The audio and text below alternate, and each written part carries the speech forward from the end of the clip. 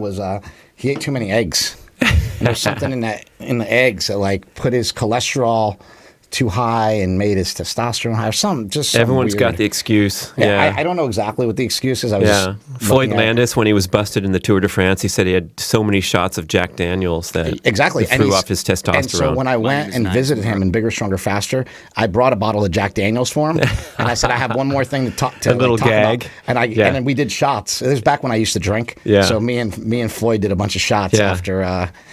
Man, that guy's style. He was one of a kind. Like, do not F with somebody like that, or he'll take the whole sport down. It was fascinating what he did. When I met Floyd, he was awesome. He was great to talk to. Yeah. But he liver kinged me. He lied right to my face. Floyd Landis claims that he did not take steroids to win the Tour de France. Truth is, I didn't use testosterone like I'm accused of doing. I didn't cheat. I didn't do anything outside of the rules. Oh, nice. And that's of course. Something that you never really forget. Like, even if you're being like a journalist or a documentary filmmaker, investigative reporter, when people lie to you, especially when you feel like an affinity, like a bond to them, like I went and I talked to him, and I only knew him for like a day. Yeah. But we had a great day. We had a great interview, and then it gets to that point where you ask him like, so you never took any testosterone or anything? Of course, he's got to lie. Of course. I get it. It's a tough situation, but all of a sudden you're being used by definition because you're filming him and he's lying to advance his thing. People kind of trust me because they're on the journey with me. Yeah, I mean, it was, he had a fundraising campaign going on the internet and raised like $2 million for his legal defense. Wow. So he could defend himself from his accusations that he was using performance-enhancing drugs, which he was, and he took $2 million, probably $20 from this many thousands of cyclists that are big fans of him. That's when you get in so deep that, like, what the hell are you thinking, man? I mean, it's rough wild out there, huh? But he was like, I think he was probably formed a bitter attitude because he was unfairly singled out and busted amongst all these other guys that were doped off their ass and, banned from the sport and all this stuff. And part of why Lance Armstrong got taken down in the years that followed is because they refused to give Floyd Landis a job because he was, quote, too radioactive for the sponsors. In other words, he was too controversial a figure. He sat out his 2-year ban for his doping. He came back. He wanted to ride his bike and race again, and he begged him for a job at a pay cut. Just get me back on the bike. And they said, no, sorry. And so he was like, fuck all you. I'm going to take the sport down. And he called a press conference during the Tour of California, the big event that comes around here with the top pros in the world coming here. And he says, here's what happened. Here's what went down. I cheated. So did everybody else. I have proof and all that stuff. And then everybody had to scramble. So everything's got to come at one point. Teach you when you're a kid to not lie, and you don't get in those situations. You really man, that's don't. a tough one. And, yeah, I mean, Tyler Hamilton's book, The Secret Race, where he writes with great, vulnerability how he was a young kid in America. He loved racing his bike. He started to win. He won the national title in college. He dreamed of a pro career. He went over there. One of the chapters of the book is called 1,000 Days. Yeah. Because that's how long you last clean in Europe, getting your ass kicked so bad that you either go home and you're done or you get on the program. And they called him in after they saw his heart and his fight. They said, we saw you in last place, 17 minutes behind the pack, in the pouring rain, still riding as fast as you could to the finish line. We know you have the heart of a champion, and now you got to get your vitamins taken care of. And he writes in the book about how, he's a good, honest, hard-working, solid family guy from America and, good values. And you're there and you're sitting there going, all right, well, I'm either going to say, no, I'm morally superior to all you mofos. I'm going to go home and get a job. Or 2, I'm going to join them so I can compete. And you have no other choice. It's really rough. Because in every aspect of life, people are enhancing their performance. We showed it in Bigger, Stronger, Faster. Yeah. We showed like the LASIK eye surgery. We showed all these things. You and I were just talking about chatgpt, and you as a writer, you write books, right? You write books with some big people like Mark Sisson and Mark Bell. Hopefully, we're talking about putting together something with Mark, right? So I was wondering, like, what your thoughts on were, like, if people go on ChatGPT and they're like, hey, I want to write a book about the paleo diet. And they could basically, obviously it's going to be drawing from stuff you already wrote, right? Like, so I don't know what you think about it. Do you think it's a valuable tool? Do you think it's cheating? Well, we've always had this extreme protection from plagiarism in the world and in academia. And now I can take a paragraph out of any book we've written and put it into Google and see if anybody stole it, and that's not okay. You get heated. Well, our president got booted out of the election because he plagiarized a speech back in the day, right? Didn't give somebody credit. Oh. So Biden plagiarized a speech in '88, and he was running for president, and they gave him the boot. Well, Dang. He got canceled basically way back then. Yeah, and there's some weird gray area here where something's in my brain and I'm typing it. And it might have been because I read it 15 years ago, or who knows, and I got it confused, and my memory's bad, and I think it's original. But generally, I think it's good to protect against that and try to credit people. We do talk to a lot of interesting people, and if you're working with a Mark Sisson, he might say something in passing, and you're like, oh, it was great, right? And you're using it for something else. It's like, oh, I'm actually plagiarizing somebody, because we're around these people that are spouting out all these quotes and information, and our brains are going crazy. And I think a lot of times people don't do things intentionally, but a lot of times they do. But the interesting thing about this ChatGPT is it generates a different response every time and words things a little bit differently every time. And they've run it through some of the highest end. They literally plagiarized something, and then they said, change this a little bit so it doesn't look plagiarized. And then it changes it, and then they put it back through, and it runs, goes through Stanford's, they have all this, in schools now, they have all this software that catches the plagiarists. Right. And I'm well, this is kind of dangerous now. It's very interesting. I know very little about it. If the listener viewer is not familiar, it's this artificial intelligence tool that takes information such as that you find on Google, but it's like having a research assistant go to Google for you, get all the results, click on a few of them, and put together a summary report of the best stuff. And so my son showed it to me last week. Yeah. It's the first time I saw it in action, and I typed in, what are the benefits of cold water therapy exposure? And I'm working on a book right now about this subject. It's 100 pages. It's taken me a year to write.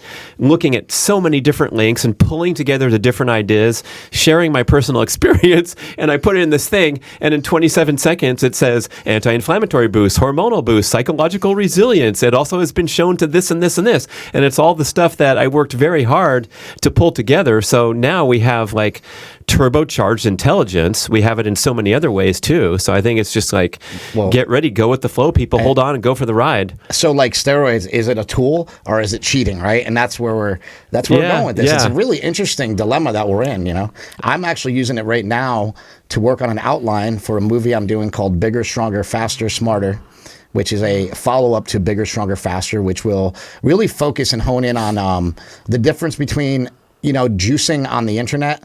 We have these guys, the Trend Twins now on YouTube that are all jacked, and they sort of push this, hey man, get on some stuff and go out into the gym and pump up, and people are loving it. People are digging it. They're fun. It's fun. Yeah.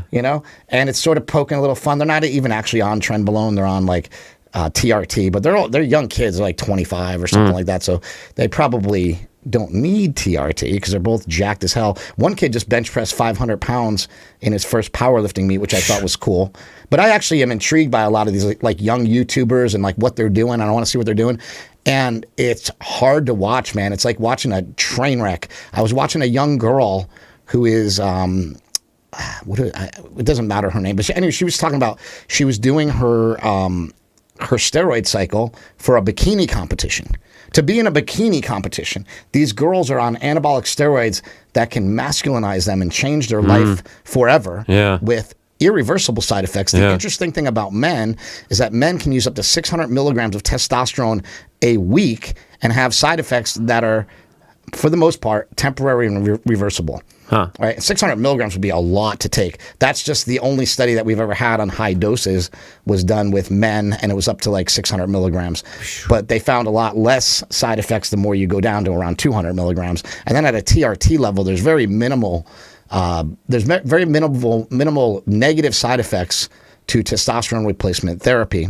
It's only when we get the testosterone too high and it starts converting to estrogen that we start having, problems. Yeah, I was just talking with Russell about that here in the studio before we were warming up the mics. Every time I talk to Russell, he's talking about estrogen for some reason. I personally have high estrogen levels, so it's probably why I carry a lot of my femininity, emotional side. I'm too sensitive. I think it's from my estrogen. I really do. or one leads to You the other. You have some nice hips. I don't know. I am clipping this part out just so we're clear about that. Well, I mean, it comes to this distinction between, supporting yourself and trying to optimize versus abusing performance-enhancing drugs. And that's like kind of your documentary was focused on that concept of like we're creating these superhuman, freaks that are breaking the world record, winning the gold medal, and everyone's rightfully so kind of down on that notion. But that's completely different from someone who's on hormone replacement therapy under a doctor's care and just trying to get into a therapeutic range. We were talking about that in context of Liver King, where it's like, hey, just tell everybody, I have the best physicians in the world. I'm optimizing all kinds of stuff. I do peptides, I do hormones, I do diet, I do supplements. It's like, hey, that's great. This guy's on the cutting edge. But to be in the abuse category where you are sacrificing your health, the bodybuilders all know it, and whatever else, the Olympic gold medal female sprinters who are, getting facial hair and long-term voice changes and all that, it's a totally different story. Yeah, absolutely. And it is interesting how people, the things that people will go through and the lengths people will go to just to look good for literally 5 minutes. Because if you're a bodybuilder or you're a fitness girl, you look good for a day or two out of the whole year, and then the rest of the time your hormones are all trash. Pictures last forever. And then you kind of look unhealthy. And then you'll find that almost every female that I've talked to, when they get done competing, they were like, "Thank God that's over." Yeah. They thought it was really cool when they were doing it. My ex-girlfriend Lauren, she competed a bunch of times. She looked incredible. And now that she's like done with it, she's like, I am so glad I'm not doing that anymore, right? But her and her husband just had a baby. And she was just texting me today, and she's like, this is crazy. I've worked out my whole life. I've done all this crazy stuff, blah, blah, blah. She's like, I just stopped worrying about it, and I had a baby, and now I weigh 110 pounds, and I'm like too skinny. She's like, which is this never happened to me. And so she's like, I don't know why. And I said, because she was always so uptight about getting everything perfect. Yeah. And I think when you're doing that, your mind is on fitness 24/7. Now her mind's on our adorable little daughter, and she's not worried about it. Yeah. And she's like doing more, like more activity, more just stuff around the house. And I don't know why, but also women do have this rebound effect of hormones after they have a child. Right. And that's actually the best time to kind of get in shape. My friend Tito Raymond is married to a fitness girl named Amy Fodley, who had, now Amy Raymond. She is beautiful. She had a baby. And then 6 weeks later, she was in the gym. She was just shredded. Mona O'Hearn, Mike O'Hearn's wife, she got shredded right after she had the baby.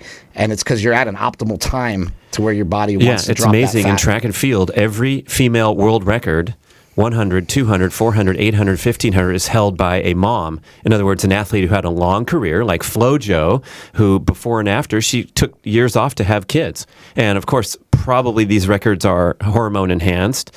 Most certainly they are in certain occasions, like the 800-meter world record from 1983 by Kratovalova, 153.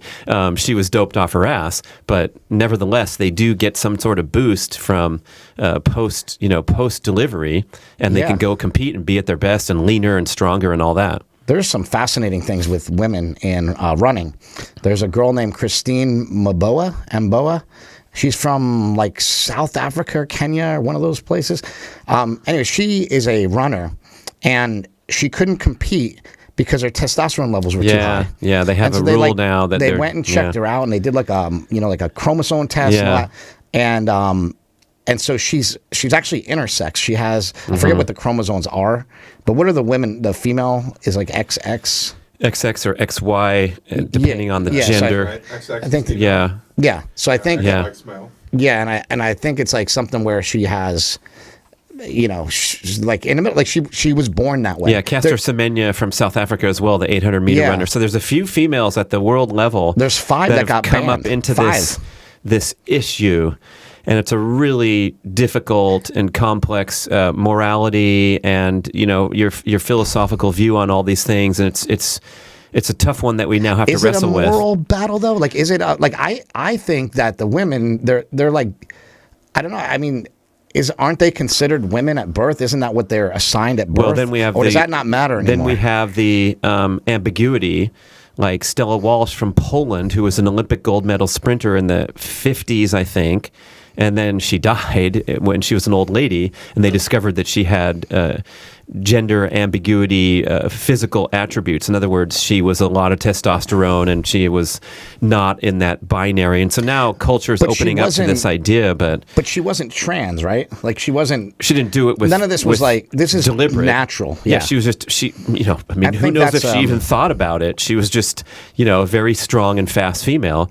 But now even more of a major issue is this transgender competition. And people are super up in arms about, someone who's transgender now competing as a female, but lived their first 18 years or 27 years as a male, and they don't want them competing. And boy, that's where I talk about the morality and the society repercussions here. I'm very up in arms about it, and I've talked to trans people like Janae Kroc, who was one of the strongest men in the world back when she was known as Matt. I had a great conversation with her about it, and I think, and when you look at like Caitlyn Jenner talk about it, like most of the trans women are actually against it. It's like this small minority of people that really think, and it's like, what do you do with that even? Like, how do you even sort that out at the end of the day? It's like, somebody's going to be left out. Somebody's going to be sad, but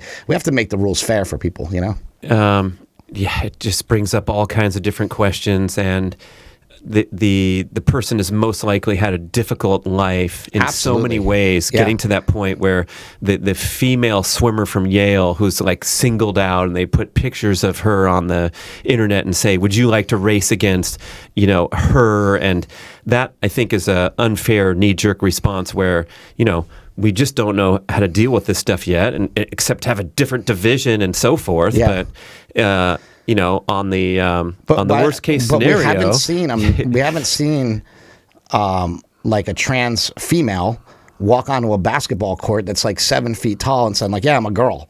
We haven't seen it go that way. There's a concern that it will. Yeah, it will. Coming. It's in college sports. But we've seen it. We have seen it as a making a statement, like that guy Zuby. He went and broke the powerlifting record and said, "Well, I identify as a woman today," right? And he broke the powerlifting record, and then, but that was kind of like a gimmicked, thing. But yeah, you're right. Yeah. We will. There will be eventually a sincere boundary push on that, and I think that's the thing. I think that's why this whole thing with sports is so unique. There's this whole sense with sports represents a meritocracy, right? Like it's the fairness of the sport. And inclusion, people's personal sovereignty, all very important aspects of what we believe as a Western society, right? But we also believe in fairness in competition, and those boundaries, I think, are getting crossed with that, and it's confusing. I know we're not at the final destination of how we resolve this issue, but this whole idea of just saying, let your own personal pronoun decide what categories you compete in. I mean, can we not have a 22-year-old prime athlete say, I feel like I'm an elderly person. I want to go compete in the Masters. Yes. Not allowed. And just destroy the Masters division of any sport and collect the payoffs and the notoriety for that. I mean, we at some point, right, we have to hold to some facts when it comes to sports. Yeah. I don't know. No, I agree. I agree with you. I think there needs to be some laws laid down, some rules laid down to keep things fair, because it's just going to keep getting worse and worse, and it's just going to keep going on, Well, I mean, Cynthia Monteleone is a world champion master sprinter from Hawaii, and she traveled to frickin' Washington, D.C. to testify because she has extremely strong feelings that she doesn't want transgender competitors coming in and dominating the female ranks. So I think, hard training female athletes are very concerned about the influence of, people who have had a different hormonal experience. And when you go transgender like Caitlyn Jenner's not as strong as Bruce Jenner anymore. Caitlyn Jenner can't pole vault or high jump the same as the person. However, they talk about the advantage of having that high testosterone through developmental years. You got all this muscle mass, you got all these different attributes, and then you go and turn female, and it's clearly a competitive advantage to have that backup. Yeah, Same with a guy who's doped his ass off and then goes clean for the competitive season. He's gonna have a tremendous leverage from doing all those amazing workouts while doped, even though he's clean now on the starting line. Can you pull up a picture of Janae Kroc? Because I just wanted to go back to that. You know, in my conversation with Janae, it was one of the most fascinating hour-long conversations I've ever had in a parking lot. I caught her outside because I had never actually met her, and she's been friends with Mark for quite a long time, like before she even transitioned. So I ran out in the parking lot because I'm like, I don't want her to leave without talking to her because she lives like in Michigan or something. And I stopped her in the parking lot. And we just went at it. We just talked, you know. And I was like, well, you know, when you transition over, do you take drugs? And she's like, oh yeah, I'm on a ton of different like hormone blockers. Suppress all your male hormones. You turn into a lady. And so I said, did you get really weak? Do you feel like, you know, shitty about it? Do you feel bad about yourself? She's like, I'm weaker, but I think I'm still stronger than like 99% of the women in the world, you know? And I'm like, that's an interesting thing. Because she's like, yeah, you get weaker and stuff, but like people that can move a lot of weight will still be able to move a lot of weight. Like she does jujitsu now. And obviously, like she can't lift the amount of weight that she used to lift, but compared to most people, it's still probably a lot. But then in jujitsu, she'll only roll with men. And the reason is she just feels like she'll hurt somebody. You know, she's like, I'm like 250 pounds. And I'm going to roll over on somebody. I'm going to hurt them, you know? And I find that's interesting. And I also feel that the other side of it, like the people that are not empathetic towards it, I think need to take another look at it, need to think about it a little bit. I mean, it's like, what do you get out of bombarding people with negativity, you know, in any context of anything? Yeah, and at the amateur recreational level, whatever, you think about the arduous journey that this competitor's had to put on the female uniform and step out there and compete in swimming or track or whatever. And if they're going to win, you know what? I don't want to put that as the highest level of outrage and, you know, society problems right now. We got a ton of other shit to worry about than someone who is transgender and is winning too many races. I'm just not. I'm not gonna cry too much about it. But yeah, I think there's something to it. It's something to address for the future. With the Olympics were interesting. I mean, the Olympics just like let a 280-pound female weightlifter, you know, trans weightlifter enter the competition. Yeah. And then she bombed out, and a lot of people were thinking she bombed out on purpose because it was like too much. Like, I ain't gonna go win this now, and you know. But I don't know. Since this whole conversation was about trans, and we'll probably get canceled for it anyway. Did you see the Monte Teo documentary? Yeah. How that crazy was, heavy, was that, man? So this guy was so bad for top him. Linebacker, top football player in the country at Notre Dame. At Notre Dame the school, and I feel really bad because back in the 90s when it happened, he was kind of ridiculed because he had this girlfriend who was faking him. I ridiculed him, and then when I saw the movie, I understood it. And then I felt really bad because I judged him for being a dork, and he was, you know, strongly deceived, and it was the first incident of catfishing ever known to mankind. He called his uncle over. Remember that scene where he's in trouble now and he needs a lawyer, so his uncle comes over to the house and he's telling the storyline. He's like, man, you've been catfished. He's like, what's that? And it was like an issue for a moment. Like, all this technology is going to become our worst enemy, even though we made it our biggest weapon. We just have to develop, you know, discipline, responsibility, guidelines, and same with just powering off your device to have a more enjoyable and meaningful life experience rather than just be. And so my hope is like we're going to get sick of some of this stupid shit that we're doing, and then things are going to regulate. And so we're going to want to like go out on a real date and talk and walk along the river walk, and it's going to be a really rewarding experience when you just ditched your porn addiction or whatnot. Well, now you have people that do like dopamine fasts. Yeah, right. You know, right. Like for whatever your issue is. Dopamine Nation, Dr. Anna Lemke's book, she talks about her patients where they had to, you know, do this devoted, I think it's 3 weeks or 30-day restriction. Then you can kind of reset the pathways in your brain so that you're no longer, you know, dependent on what's really whatever. I find this the most interesting thing when it comes to addiction. I think we have the tool to fix most addictions, but I feel like nobody's putting any time effort or engineering behind it, but the drug ibogaine literally does that. It resets your receptors. They say it resets all the neurotransmitters in your brain, but I don't know enough about the brain to say that it does all of them. It definitely resets some of them, like your opioid receptors. It would reset them to zero so that your body is no longer, like right now, I'm probably hypersensitive to pain because I've had arthritis for so long and blah, blah. But when I did ibogaine for 6 months, I would pop out of bed like I was shot out of a cannon, and I was ready to go every day. I had no depression, no anxiety, no fear. I was a different person. Wow. And here's the problem. I did ibogaine the day they shut the world down. March 16th, 2020. I was in a hotel in Sacramento, and I did ibogaine with a friend of mine who is does that stuff because it definitely needs to be supervised. And I came out of it, and I felt great, but I had nowhere to go. It's like, it's like I felt great, but I was just stuck in my house like everybody else. And so what happens is, because of that, you kind of go stir crazy anyway, right? So like the things that you were, maybe if I quit, like one of the things I quit was chewing tobacco. And I quit chewing tobacco overnight with ibogaine. Like went to go, like I used to, for 20 years, I'd sit on my computer, I'd throw in a big dip, and I'd sit there with a spit cup, spitting, and no girl likes that. No girl wants to be around. Yeah, you're always walking around with a spitter. You always have one. I'm like, I don't want that anymore in my life. And for, I think like a year, I stopped chewing anything altogether. And then, of course, they always come out with alternatives, right? The world's always going to be full of alternatives. There's always going to be an alternative. So they come out with the, well, it's just nicotine, and it's in a little pouch, and those little pouches.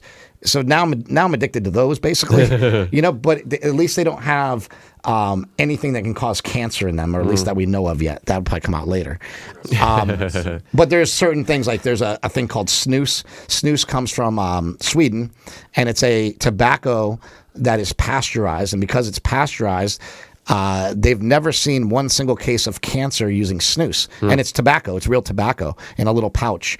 So I'll use that as well. But like, again, I was telling Mark yesterday, I said, like, I got sober, and my whole life is now a series of addictions anyway. And so I'm like, why are we always... So it's like I find myself getting away from things and then just going right back to it. Like I'll drink way too much Diet Coke. Yeah. And these are addictions that might not be considered bad to people. Like I'll use snus. Now, I said they've never had a case of cancer with snus, but let's be realistic. Is it better to not use it or to use it? It's better to not use it. Is it better to use or not use kratom? It's better if you don't need it. It's great to use. I love it, but it's better if you don't need it. It's better if you're not addicted to anything in life. Yes. That would be ideal. And that's what it's all free choice, and you enjoy it, and you consume responsibly whatever it is. If it's a shot of alcohol for your evening out, but you're not addicted. That's my goal in certain ways. I don't even want to be addicted to needing to work out. Otherwise, I'm irritable and cranky. But in the scene, everyone relates to that. And when I was a triathlete doing that extreme training, it was like a huge portion of the starting line were people that were transitioning from other much more destructive addictions to be addicted to swimming and biking and running all day. Harm reduction. You have to credit them for moving up the ladder from addiction to clubbing and substances, but it's still there. If it's something that's running your life, then we got to sit back and reflect and go, is there a better option here than being powerless to the calling of the swim workout? We would have example. People saying, well, I do all this, but at least it's healthy. Right. David Goggins says, I never take a day off. I think he's amazing. He's an incredible human being with an incredible mindset, and there might be something right about what he's saying. Yeah. For people that are lazy on their ass and feeling bad about themselves, I support him as a role model. But then, if you start to dig deeper, it's like, dude, you ran 200 miles in a day, your joints are going to fall apart eventually, right? Like you can only run the car so fast or at such a high octane or whatever. Yeah, I mean, my most disturbing anecdote, when he was in a 100-mile race and he ran 80 and he just collapsed and he was on the sideline. And he couldn't get up. He couldn't, he was just completely done. And somehow he willed himself to go the final 20 miles. That's amazing. Then he had to have his wife drag him up the apartment staircase while he was shitting himself because he couldn't go up a flight of stairs. He pushed his body so far, and she finally somehow loaded him into the bathtub. But it's like, I don't want my wife dragging me up an apartment staircase while I'm shitting myself because I had to go 20 more miles instead of just finishing at 80 and saying that's a great accomplishment. what is the point of going beyond what's, promoting health, well-being, relationship dynamics, and longevity? In my case now, I'm reflecting. We talk about this when we talk about fitness. Like, I was that pro triathlete guy for a decade. I pushed my body super hard at the expense of my health, and now at 58, I don't want to do anything that comes at the expense of my longevity opportunities or my health. And so my athletic goals are quite a bit different. And that glorified final set where you didn't think you could do it, but now you dug deeper and you could do it, that's stupid. Let me tell you, people, if you're younger than I listening to the show, you don't need that final set. You need to stay under control and output when the time's right.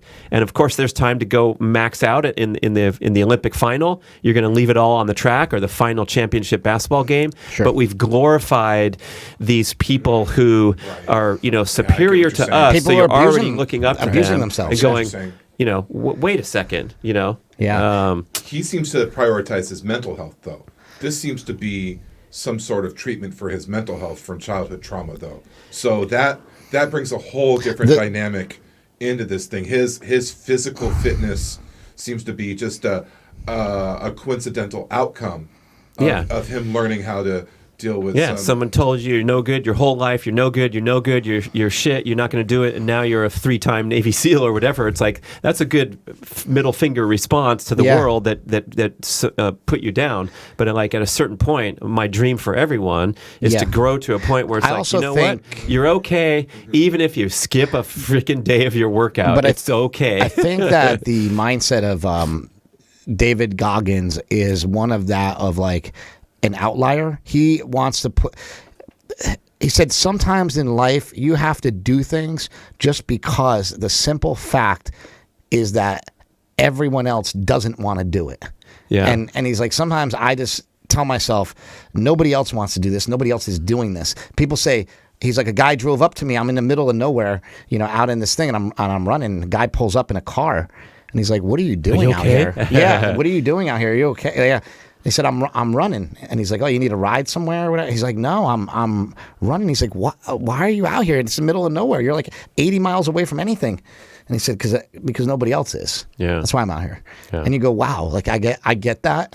And the one thing that I do agree with, I believe this with my whole heart, and people might think it's ignorant or stupid, but if you die doing what you love, if you're David Goggins and you die on that stretch of road where there's nobody out there, whatever, it's kind of the way I'm expecting him to go, doing something that he loves and being true to his own character.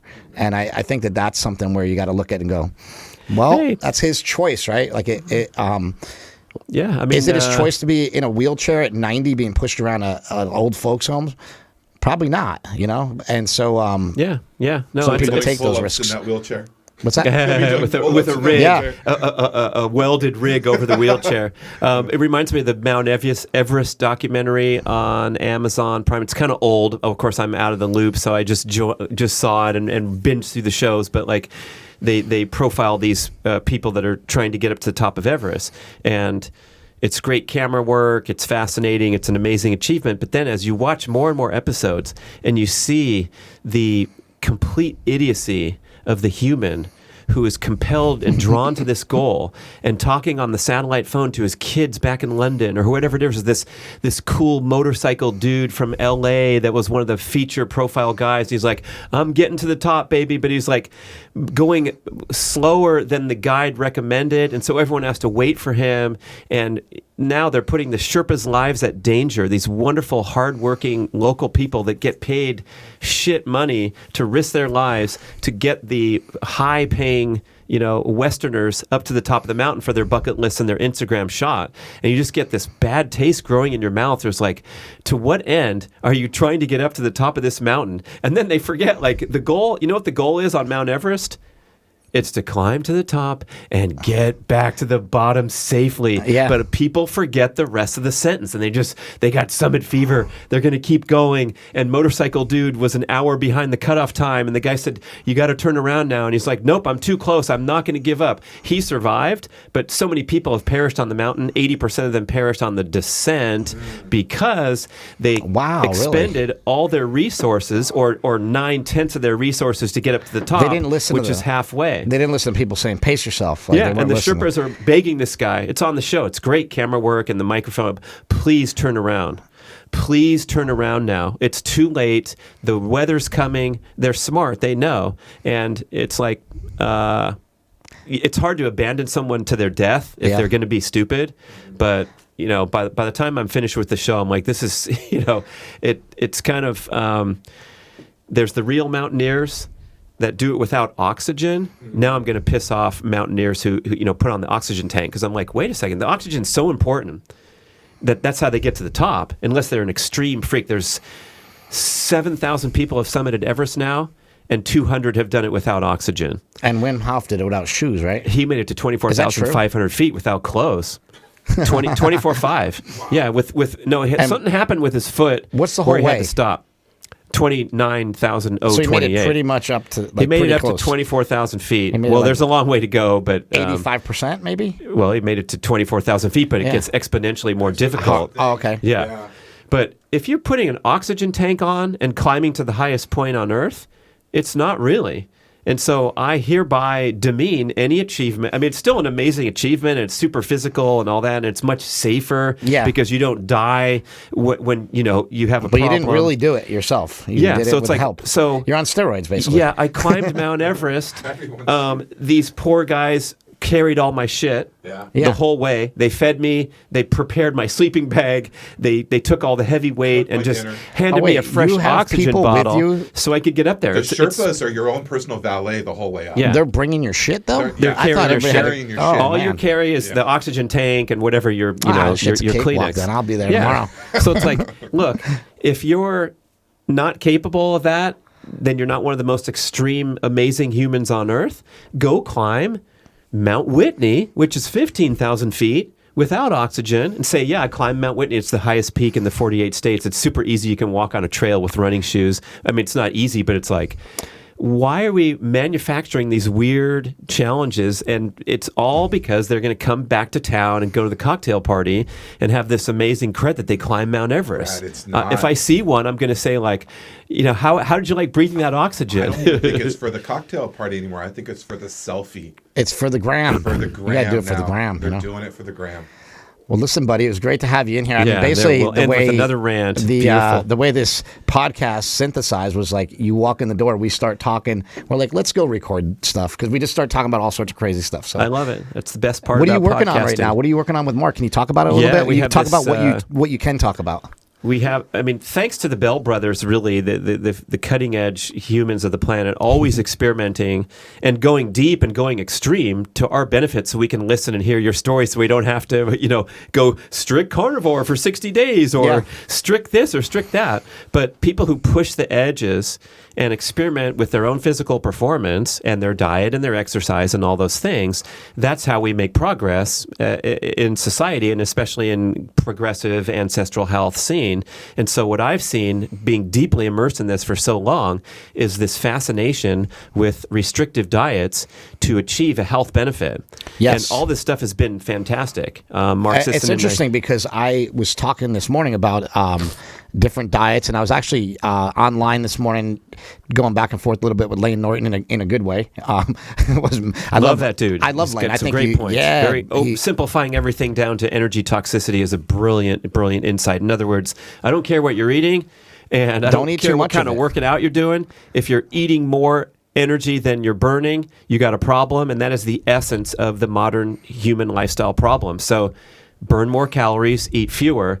Then let's talk about whether you're going to go vegan, or you're going to have a brown rice fast for 10 days or whatever. I do agree, because like what I was saying is you know, Lane always says, like, well, if calories are equated and proteins equated, like these diets, like, you know, these two different diets, low fat or low carb, they kind of equal out. Most diets are pretty much the same if the calories are matched and the proteins matched. But what I said to you is, what I like about the carnivore diet is I don't have to worry if the calories are matched or the proteins matched, and I can still stay really lean and I can still lose weight. What ends up happening is you wax and wane over the course of like a week, a course of a month, and a course of a year. And some days you'll eat a lot and some days you'll eat a little. And so that's sort of the way that the diet works. Like, it's not about matching calories. It's not about matching protein. And then you're eating mostly protein. So like when I look at these diets and people say, well, it's like really, it's really restrictive. like, yeah, it kind of is, but in the what I actually have grown to prefer it, and I just like it. Like, I really like the foods. I don't really crave anything outside of it, and if I do, I would just eat it. Like, it's that simple. You know, if I want to have a big giant thing of blueberries, I'll just go buy a big thing of blueberries and I'll eat them. There's nothing wrong with that. Like, I feel like, but what am I not doing by sticking to one rule that might be really restrictive? I'm not overeating, and that's what you said is the key, right? Don't have toxic energy. You know, when people eat something like